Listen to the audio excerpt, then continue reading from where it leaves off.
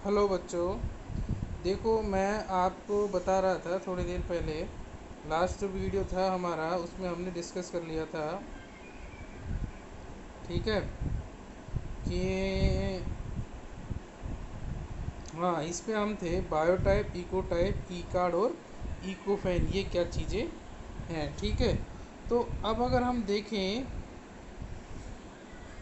कि भाई जो बायोटाइप क्या है, बायोटाइप का मतलब होता है कि सेम एनवायरनमेंट, ठीक है, क्या चीज़ सेम तो एनवायरनमेंट हो, जेनेटिक वेरिएशन उनमें कैसी हो, परमानेंट हो और जनन नहीं होता हो।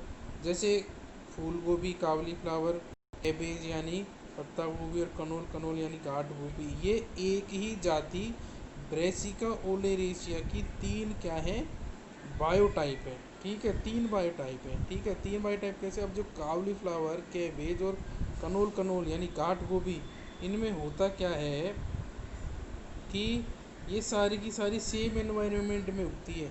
मतलब अगर अब इनके उगने का वो देखें ना, ठीक है, तो होता क्या है कि ये जो है ना, ये सेम एनवायरनमेंट में उगती है। मतलब गांठ गोभी, पत्ता गोभी और गांठ फूल गोभी सेम, परंतु इनमें जननिक विभिन्नता, जेनेटिक वेरिएशन परमानेंट होती है। आप देखोगे जननिक विभिन्नता का मतलब क्या हो गया कि जो कावली फ्लावर फूल गोभी अलग तरीके की होती है, सफ़ेद सफ़ेद, पत्ता गोभी अलग होती है, गांठ गोभी अलग होती है। ये क्या है, इनमें जननिक विभिन्नता और ये परमानेंट है। परमानेंट का मतलब एक पीढ़ी से दूसरी पीढ़ी में भी जा रही है। मतलब एक पत्ता गोभी है तो दूसरी अगली पीढ़ी वाली पत्ता गोभी जो होती है उसमें भी वैसी होती है पत्ता गोभी, तो वो क्या जनन की विविधता हो गई और परमानेंट हो गई, ठीक है।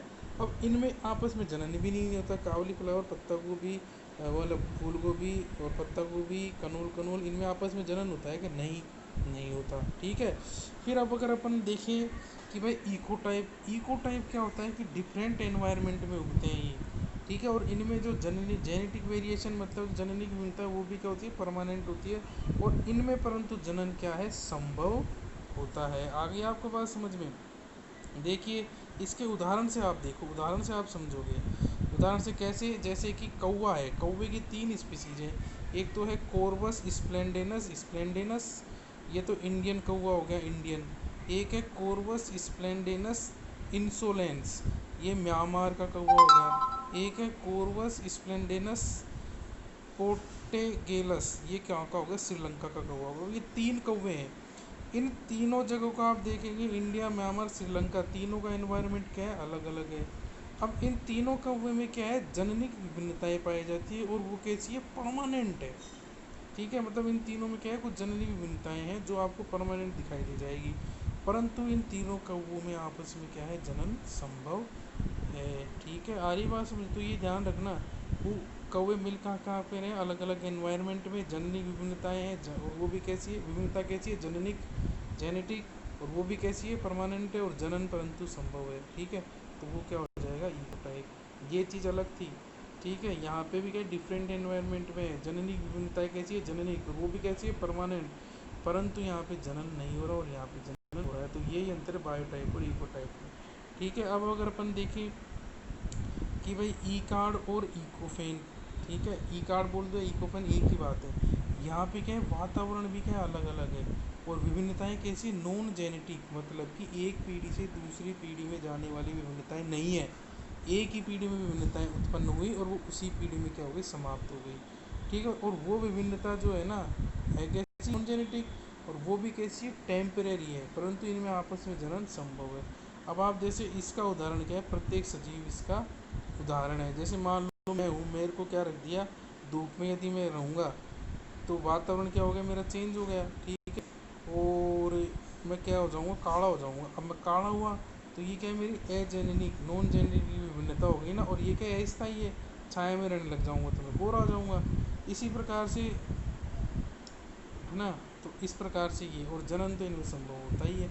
इसी प्रकार जैसे प्रत्येक सजीव इसका उदाहरण है। अब जैसे मनी प्लांट का इन्होंने लिया, मनी प्लांट को अगर छाया में रखोगे तो हरी हो जाएगी, और धूप में रखोगे तो वो क्या हो जाएगी, पीली हो जाएगी। परंतु इसमें अब ये क्या है, वातावरण अलग अलग, छाया और धूप, ठीक है। और दूसरा विभिन्नता कैसी हुई, नॉन जेनेटिक, और वो भी कैसी हुई, अस्थाई, और जनन तो होता ही है आपस में, ठीक है। तो ये चीज़ इंपॉर्टेंट है बहुत ज़्यादा, बायोटाइप, इकोटाइप बायोटाइप, इकोटाइप, ई कार्ड या इको फैन, इसमें से हर बार एक क्वेश्चन आता है। फिर अब आप देखो एक चौथा था इवोल्यूशनरी कंसेप्ट। इवोल्यूशनरी कंसेप्ट क्या है, जैसे मान लो कोई सा एक पूर्वज था, इस पूर्वज की बहुत सारी संतान हुई, आज से 2 करोड़ और ना, ठीक है, ये सारी सारी संतानें हुई, ठीक है, अलग अलग, मतलब ये संतान हुई, ऐसे मान लो सपोज करो ये एक पूर्वज था, ये एक पूर्वज था, इस पूर्वज की एक ये संतान हुई, फिर इसकी भी एक ये संतान हो गई। अब ये इस तरीके से चले आ रही, तो एक पूर्वज और उस पूर्वज से लेकर के उसकी सारी की सारी संतानें क्या कहलाती है, एक ही इवोल्यूशनरी स्पीसीज कहलाती है। ये इंग्लिश है, ये इसी की जो भी बोली भाषा बोली है ना, उसी की इंग्लिश है। अब जैसे सपोज करो इसकी मान लो 2 संतति हुई होती, ठीक है, अब ये एक पानी में चली गई होती और ये एक थल पे रह जाती, स्थल पर ही, और ये एक पानी में, तो इसमें अलग अलग वातावरण के अनुसार जैसे जैसे टाइम बीतता तो पानी के लिए रूपांतरण आ जाते, ठीक है, पानी में रहने के प्रति अनुकूलन आ जाते, कोई से अंग विकसित हो जाते, तो और फिर ये थल में रहती तो इसमें अलग, तो ये दोनों दोनों क्या हो जाती, अलग अलग हो जाती, फिर ठीक है इसकी संतति आगे चलती रहती, तो ये एक फिर क्या हो जाती, पूरी पूरी एक स्पीसीज इवोल्यूशनरी, और ये एक पूरी क्या हो जाती है इवोल्यूशनरी स्पीसीज। हालांकि दोनों के पूर्वज क्या थे, दोनों के सेम ही थे, ये इवोल्यूशनरी स्पीसीज हो गई, ठीक है। आगे बात समझ में आपको। अब आप देखो क्रिप्टिक स्पीसीज में पहले ही बता चुका हूँ क्रिप्टिक स्पीसीज के बारे में, मॉर्फोलॉजिकली सेम हो परंतु फिजियोलॉजिकली या फिर साइटोलॉजिकली वो क्या हो, अलग अलग हो, ठीक है। आ रही बात समझ में, ठीक है। ये इको टाइप इन्हों मैंने बता ही दिया, ठीक है। इको स्पीसीज, कोएनो स्पीसीज, कॉम्पेरियम, देखो सिबलिंग स्पीसीज, ये आपको बता दिया, सिबलिंग वो sub species, morphology same, reproduction नहीं होता तो वो सिबलिंग, मॉर्फोलॉजी डिस्टिंक्ट यानी अलग अलग और रिप्रोडक्शन होता है तो वो सब स्पीसीज, ठीक है। अब आप देखो इन्होंने क्या है कि इंफ्रा स्पेसिफिक रैंक या फिर टैक्सा क्या होता है, ICBN international code of botanical nomenclature, इसके अनुसार स्पीसीज के नीचे के जो होते हैं ना उनको क्या बोलते हैं, इंफ्रा स्पेसिफिक रैंक या इंफ्रा स्पेसिफिक टैक्सा। जैसे स्पीसीज के नीचे कई बार आपको सब स्पीसीज मिल जाएगी, ठीक है, जैसे ये एक स्पीसीज में दो आपको क्या मिल गई, सब स्पीसीज, ठीक है ना, और फिर इस सब एक ही सब स्पीसीज में दो आपको क्या मिल गई, वेराइटी, फिर ठीक है इस एक वेराइटी में आपको दो क्या मिल गई, सब वेराइटी, फिर एक सब वेराइटी में दो आपको क्या मिल गए, फॉरम, फिर एक फॉरम में दो आपको क्या मिल गए, सब फॉरम, ठीक है। तो ये इस तरीके से आ रही बात समझ में आपको। तो ये सारे की सारे स्पीसीज के नीचे के हैं जिनको क्या बोलते हैं, इस इंफ्रा स्पेसिफिक रैंक या टैक्सा। तो अब एग्ज़ाम में आता कैसे है, जैसे निम्नलिखित में से कौन सा इंफ्रा स्पेसिफिक रैंक या फिर टैक्सा है, सब स्पीसीज, वैरायटी, सब वैरायटी, फोरम या सब फोरम, ठीक है। या फिर एक दे देगा ऑप्शन फैमिली, तो सारे के सारे हो जाएंगे, फैमिली नहीं होगा। तो ये आपके स्पीसीज कंसेप्ट कंपोनेंट होता है, ठीक है बच्चों।